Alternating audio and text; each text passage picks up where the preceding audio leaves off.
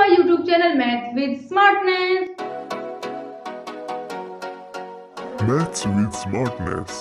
It's too easy. Student, जैसा कि आपको पता है कि हमारी ग्रेजुएशन की सीरीज स्टार्ट हो चुकी है। हमने अपने प्रीवियस लेक्चर में आर्टिकल 7.16 कंप्लीट रिवाइज कर लिया था और अब हमारा आता है second last topic, common root of the equation. कि मैं common roots of the equation कैसे फाइंड करने हैं, ये क्या होते हैं। ये हमारा चैप्टर नंबर 7 अलजेब्रा बुक से है। तो अभी हम अपना टॉपिक स्टार्ट करते हैं कि common root of the equation. अभी स्टूडेंट, टॉपिक स्टार्ट करने से पहले आपको पता होना चाहिए कि कॉमन क्या होता है, उसके बाद रूट्स का पता होना चाहिए, उसके बाद इक्वेशन। इक्वेशन कौन सी है? यहाँ पर हमारी पॉलिनोमियल है। क्या है स्टूडेंट? पॉलिनोमियल है। ओके, तो स्टूडेंट आपको पता है कि कॉमन क्या होता है कि हम कोई भी दो इक्वेशन लेते हैं, कोई भी दो टर्म हमारे पास होती है, हम उसमें क्या करते हैं? कंपैरिजन करते हैं। क्या करते हैं? कंपैरिजन करते हैं। कंपैरिजन करने के बाद क्या स्टूडेंट, कंपैरिजन करने के बाद अगर हमें एक टर्म दोनों में मिले, अगर एक टर्म दोनों में मिले तो हम उसको क्या करते हैं? उसको बाहर ले लेते हैं, उसके बाद इनको अटैच कर देते हैं। यही करते हैं। ओके, तो हमें कॉमन का पता चल गया। उसके बाद रूट, आपको पता है कि हमें कोई भी रूट, आपको पता है कि अगर हमें कोई भी इक्वेशन मिलेगी तो अगर वो n greater than equal to 1 होगी तो उसका 101% एटलीस्ट 1 रूट होगा। ओके, उसके बाद स्टूडेंट एटलीस्ट 1 रूट होगा। इससे स्टूडेंट आपको सिर्फ ये पता चलेगा, इससे क्या पता चलेगा कि इस इक्वेशन का एक रूट तो है, लेकिन अगर हमें 5 ऑर्डर की दी है तो उसके क्या होंगे? 5 रूट्स होंगे। क्या होंगे? 5 होंगे। अभी स्टूडेंट हमें रूट का पता चल गया, पॉलिनोमियल इक्वेशन हमें पता है। उसके बाद स्टूडेंट हम हमारा टॉपिक स्टार्ट करेंगे। टॉपिक स्टार्ट करने से पहले एक और मोस्ट इंपोर्टेंट पॉइंट, क्या कि हमने यहाँ से कॉमन तो अपना कर लिया, उसके बाद स्टूडेंट हम कॉमन को अपना जनरली किस में यूज करते हैं? क्या? HCF। HCF क्या होता है? Highest common factor. अभी स्टूडेंट हाईएस्ट कॉमन फैक्टर आपको पता है क्या? यहाँ पर से हम अपनी दो इक्वेशन लेते हैं, दो इक्वेशंस का क्या करते हैं? उनके रूट निकालते हैं। रूट निकालने के बाद हम उसमें से कॉमन जो हमारा रूट होता है, जो बड़ा होता है, हम उसको लेते हैं। आपको पता है ये हमारा HCF होता है। तो स्टूडेंट हमें पता चल गया कि हमारा जो पॉलिनोमियल इक्वेशन किससे अटैच है? कॉमन से अटैच है। उसके बाद हमारा कॉमन किससे अटैच है? HCF से अटैच है। तो मींस हमारा पॉलिनोमियल भी HCF से कहीं ना कहीं तो कनेक्ट होगा ही। क्यों? कि कहीं ना कहीं तो हमारा इसका यूज होगा ही। तो स्टूडेंट अभी हम अपना टॉपिक स्टार्ट करते हैं, हमें पता चल जाएगा कि ये हमारा कहां पर कनेक्ट होगा, ये हमारा कहां यूज होगा। तो हम स्टार्ट करते हैं अपना। अभी स्टूडेंट इसने बोला है हमें दो इक्वेशन के कॉमन रूट निकालने हैं। क्या? कि दो इक्वेशन है, उनके कॉमन रूट निकालने हैं। अभी स्टूडेंट मैंने क्या किया, अपने दो इक्वेशन ले ली, let f of x and phi of x। आप कुछ भी लो, मैंने f of x phi of x ली है, आपकी मर्जी है, आप कुछ भी लो। f of x and g of x be the two equation, two polynomial equation, क्योंकि हम पॉलिनोमियल में बात कर रहे हैं। Two polynomial equation. अभी हमें पता चल गया कि हमारी पॉलिनोमियल इक्वेशन है। ये मान ली मैंने f of x, एक इक्वेशन मान ली मैंने। सेकंड इक्वेशन मान ली मैंने अपनी phi of x। अगर आप चाहो तो g of x मानो, h of x मानो, p of x मानो, m of x मान लो, आपकी मर्जी है। मैंने मान लिया f of x and phi of x। Okay, यहाँ तक हमें क्या किया कि हमने अपनी दो इक्वेशन ले ली। अभी स्टूडेंट हमने अगर पॉलिनोमियल की बात कर रहे हैं तो हमें पता है कि n greater than equal to 1 है। अगर ये हमारे 1 से छोटी होगी, हमारी 0 होगी, तो हम उसको क्या बोलेंगे? हम अपना कांस्टेंट पॉलिनोमियल बोलेंगे। अभी क्या है? n greater than equal to 1। तो मैंने क्या किया कि let f of x and phi of x be the two polynomial of degree, क्योंकि डिग्री की कुछ ना कुछ तो होगी ही। मैंने डिग्री ले ली n, या तो आप दोनों की सेम ले लो या अलग ले लो, आपकी मर्जी है, n and m respectively. Okay, अभी स्टूडेंट अगर आप चाहो तो दोनों की डिग्री n ले सकते हो, where as f of x and phi of x degree क्या है? दोनों की n है। यहाँ पर मैंने f of x की ले ली n, phi of x की ले ली m। अभी यहाँ पर क्या है, मेरे को नहीं पता कि n मेरा कहाँ तक जा रहा है, लेकिन इतना पता है ये 1 से ग्रेटर है। ओके, और अभी यहाँ पर m है, n भी नहीं पता मुझे कि m हमारा कहाँ तक जा रहा है, हमें इतना पता है कि m हमारा ग्रेटर देन 1 है। ओके, तो स्टूडेंट यहाँ पर हम क्या, हमारे क्या है, दोनों में सेम कंडीशन है, तो आप चाहो तो दोनों को n अपनी डिग्री मान सकते हो, मैंने अलग अलग मान लिया, आप एक भी मान सकते हो। ओके, तो स्टूडेंट अभी आपको पता है कि मैंने आपको फैक्ट्स ले ली है और मेरी डिग्री है मान लो इसकी 4। ओके, मैंने ले ली कि मेरी आपको फैक्ट्स कोई पॉलिनोमियल इक्वेशन है और उसकी डिग्री है 4, तो आपको पता है उसके रूट कितने होंगे, 4 होंगे। उसके बाद रूट्स पे बात आएगी, क्यों, क्योंकि हमें एफ ऑफ एक्स इक्वेशन मिल गई, उसकी डिग्री पता चल गई, उसके बाद तो रूट्स पे ही बात आएगी। तो मेरे इसके क्या थे, n रूट्स थे, इसके m रूट्स थे। तो स्टूडेंट हमने अपने प्रीवियस लेक्चर में थ्योरम की थी, फंडामेंटल थ्योरम ऑफ अलजेब्रा। क्या था उसमें कि हमें कोई एक पॉलिनोमियल इक्वेशन होगी f of x is equal to 0, क्या होंगे, अगर उसकी n डिग्री होगी तो उसके n ही रूट होंगे एंड नो मोर, उसके और ज्यादा नहीं होंगे। तो वहीं से ही इसके क्या होंगे, n रूट्स होंगे, इसके क्या होंगे, m होंगे। तो मैंने क्या किया, let alpha 1 alpha 2 alpha 3 up to alpha r, अगर मैं चाहती तो यहाँ पर अल्फा m लिखती, उसके बाद इसके अलग से रूट लेती, अल्फा m लेती, आप चाहो तो लिख सकते हो। मैंने ले लिया अल्फा r, मैंने ऐसा क्यों लिया, r less than n, r less than m be there common roots. मैंने ये क्यों लिखा, मैंने ये इसलिए लिखा, अभी स्टूडेंट अगर मान लो हमें दिया है 26 और मैं इसको 4 से डिवाइड कर रही हूँ, तो 4 4 जा 16, 4 5 जा 20 एंड 4 6 जा 24, मेरा आ गया 24 और रिमाइंडर आ गया मेरा 2। अभी स्टूडेंट मेरा रिमाइंडर आ गया 2 और अल्फा क्या है मेरा, अल्फा मींस मेरा रूट है इसका 4। अगर यहाँ पर कोई पॉलिनोमियल इक्वेशन होती है और उसको हम इसके साथ कंपैरिजन करते हैं, तो इसका मतलब ये क्या है, मेरा रूट है। ओके, पॉलिनोमियल है, फैक्टर है। उसके बाद ये क्या है, मेरा डिवाइडेंड है, इसको मैं डिवाइजर बोलती हूँ, इसको मैं क्वोशिएंट बोलती हूँ, इसको मैं रिमाइंडर बोलती हूँ। अभी स्टूडेंट हमने अपनी root of the equation topic किया था, तो मैंने आपको बताया था कि हमारा रिमाइंडर हमेशा छोटा होगा किससे, डिविजर से। किससे छोटा होगा, डिविजर से। अभी स्टूडेंट इसने यहाँ पर भी क्या किया कि r लेस देन n और r लेस देन m। अभी मेरे को नहीं पता इसकी डिग्री कितनी है और इसका रिमाइंडर क्या आएगा, आएगा तो किससे, इससे छोटा ही आएगा। क्या आएगा स्टूडेंट, 3 से छोटा ही आएगा। ओके, तो मैंने इसलिए क्या किया कि मेरा r भी n से छोटा है और मेरा r m से भी छोटा है, तो मेरे को यहाँ से पता चल गया कि मेरे r और m क्या है, सेम सेम है। ओके, इसके बाद मैंने क्या किया, अभी स्टूडेंट आपको पता है कि हम कोई भी इक्वेशन लेते हैं f ऑफ x, उसको डिवाइड करते हैं किसी पॉलिनोमियल से, मैंने अल्फा ले लिया, तो मेरा यहाँ पर आता है मान लो g ऑफ x और यहाँ पर आता है मेरा रिमाइंडर, इतना आपको पता है। ओके, तो अभी स्टूडेंट हमें इसमें भी क्या मिल गया, हमें इसके रूट मिल गए, इक्वेशन मिल गई f of x sigh of x। Okay, हमें इसकी कंडीशन मिल गई। ओके, तो स्टूडेंट हमें पता है कि अगर हमें डिविडेंड और डिवाइजर मिल जाए तो हमारा क्वोशिएंट और रिमाइंडर एग्जिट 101% करेगा, जैसे इसमें कर रहा है, ये हमें पता है। तो मेरा इसमें क्या बन गया कि मेरा f of x and phi of x is divisible by x minus alpha 1 polynomial, तो मेरा यही बनेगा x minus alpha 2 into x minus alpha 3 up to x minus alpha r। तो क्या मैं लिख सकती हूँ, then both f of x and phi of x are divisible by, ये क्या है मेरा root, x minus alpha 1 x minus alpha 2 x minus alpha 3 up to x minus alpha r। यही सेम कंडीशन की r मेरा less than n, r मेरा less than n। Okay, अभी student हमारी क्या बात आती है कि अल्फा 1 अल्फा 2 अल्फा 3 इसके रूट है, अगर मैं इसको डिविजिबल में लूंगी, अगर मैं इसको डिवाइड करूंगी, अपना लॉन्ग ट्रेडिशनल मेथड था हमारा एक, तो मेरा पॉलिनोमियल इस फॉर्म में बन जाएगा कि मैं क्या करती थी, x माइनस 4 x माइनस 3, मेरा जो भी रूट आता था मैं x माइनस करती थी, इतना आपको पता है।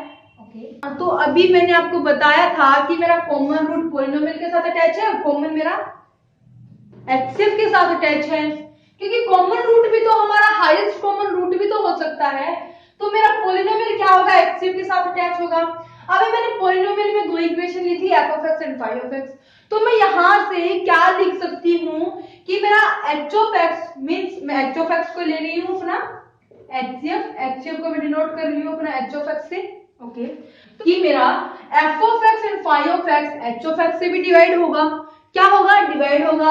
अभी क्या है स्टूडेंट, मेरे पास ये सब कुछ है, मेरे पास ये इक्वेशन है, ये इक्वेशन है, इसके भी रूट आएंगे, इसके भी रूट आएंगे, कॉमन आएंगे, इसमें से जो हाईएस्ट होगा उसको मैं अपना एचसीएफ बोल लेती हूँ।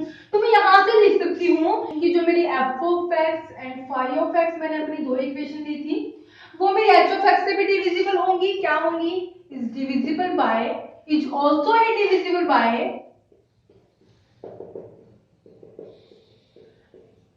H of x means HCF. HCF आपको पता है हाईएस्ट कॉमन फैक्टर। ओके, तो मेरे यहां से फाइनल कंक्लूजन क्या निकला कि hence the common root of the equation, और इक्वेशन कौन कौन सी थी? F of X is equal to 0 and phi of X is equal to 0। मैंने 0 क्यों लिए? अभी स्टूडेंट आपको पता है कि मैंने 0 क्यों ली, क्योंकि मैंने इसके रूट क्या थे? Alpha 1, alpha 2, alpha 3, alpha 4 up to जितने भी जाए, मेरे को नहीं पता, अल्फा n हमने माने थे। अगर हमारे पास कोई इक्वेशन है तो अगर वो n greater than equal to 1 है तो उसका एटलीस्ट 1 रूट होगा, जो उसको बेनिश कर देगा उसको 0 बना देगा। अभी इसके तो n थे, इसके भी सेम हमारे m थे, तो इसलिए मैंने क्या किया, इसने उसको खत्म कर दिया, जो इसके रूट्स थे वैल्यू पुट की, x की जगह उसने क्या कर दिया, इसको खत्म कर दिया, इसको बेनिश कर दिया। Hence the common root of the equation f of x and phi of x is equal to 0 are given by h of x is equal to 0। क्या है स्टूडेंट? हमारा कॉमन रूट HCF के साथ भी तो अटैच है। क्या किया मैंने? कोई दो इक्वेशन ले ली। क्या ले ली मैंने? अपनी क्वाड्रेटिक इक्वेशन ले ली समझने के लिए, दो क्वाड्रेटिक इक्वेशन ले ली। अभी मैंने क्वाड्रेटिक इक्वेशन ली तो इसका मतलब उसके दो रूट होंगे। मैंने मान लिया x y, ओके, मैंने मान लिया x z, ओके। तो इसमें से ऐसा तो कुछ होगा ना कि हमारा इसमें भी सेम होगा और इसमें भी सेम होगा और हमारा हाईएस्ट होगा। आपने अपनी प्रीवियस क्लासेस में किया है, ओके। तो स्टूडेंट मेरा यहाँ से हाईएस्ट तो है ही है, लेकिन कॉमन भी तो है जो हमें निकालना था, common root of the two equation.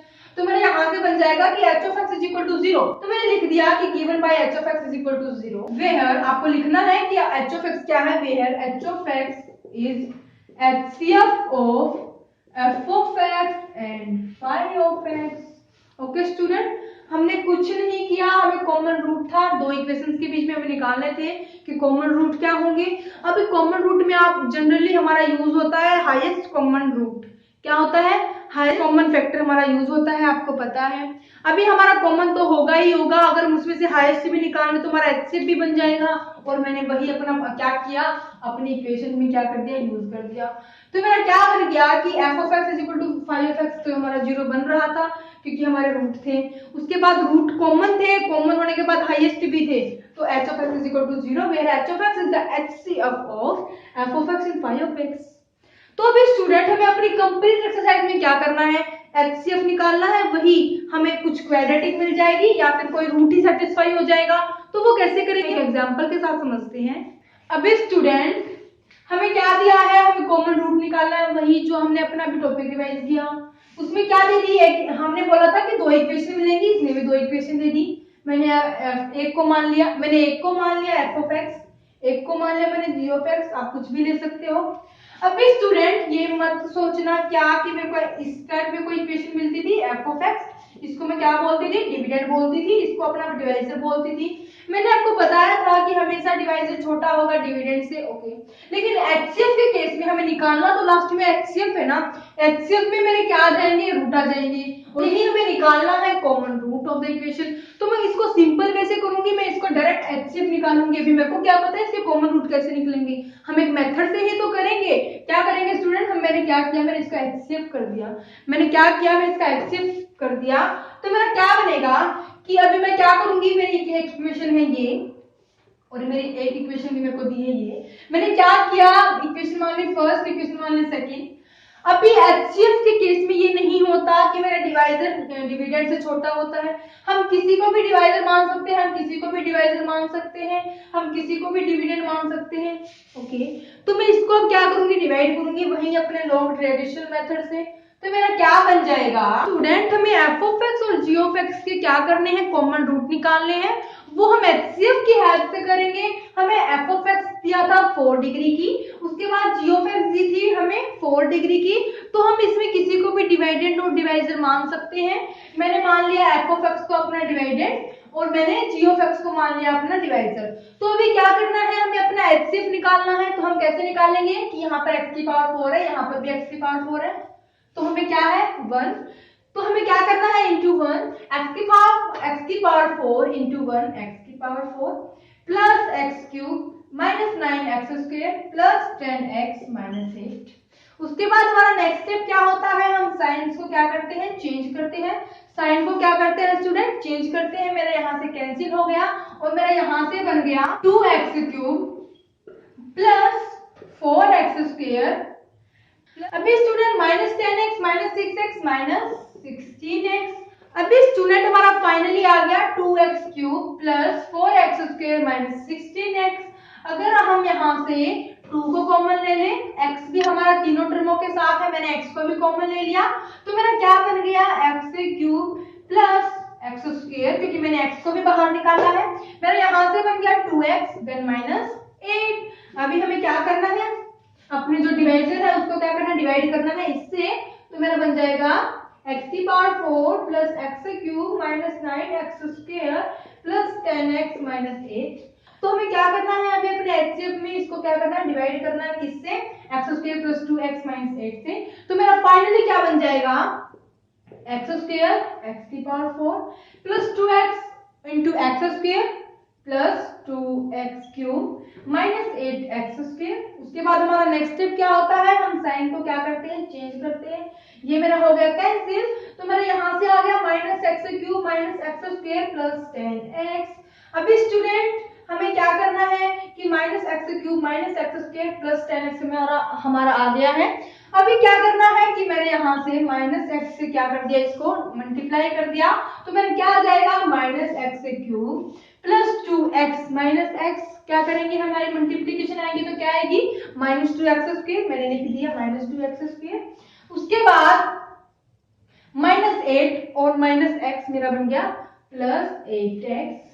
उसके बाद 8 बच गया था, तो मेरा यहाँ पर x square plus 2x minus 8। तो अभी क्या करना है स्टूडेंट, हमें 1 से मल्टीप्लाई करना है, क्योंकि 1 से मल्टीप्लाई करने के बाद हमारी सेम यही टर्म बच जाएगी। तो मेरा बन जाएगा x square plus 2x minus 8 minus and plus, मेरा फिर से कैंसिल होके आ गया 0। अभी हमारा प्रूव हो गया कि जो हमारा एचसीएफ था एफ ऑफ एक्स का और फाई ऑफ एक्स का वो आ गया 0। हमारा यहाँ से एचसीएफ तो प्रूव हो गया कि हमने अपनी कंडीशन ली थी ये कि H of X is equal to 0 हमने यहाँ पर प्रूव कर दिया, हमारा रिमाइंडर आ गया 0। ओके, उसके बाद इक्वेशन आ गई ये। अभी इस इक्वेशन से क्या निकलेंगे, ये हमारी क्वाड्रेटिक इक्वेशन है। कौन सी इक्वेशन है, क्वाड्रेटिक इक्वेशन है, और यहाँ से हमारे कॉमन रूट निकलेंगे।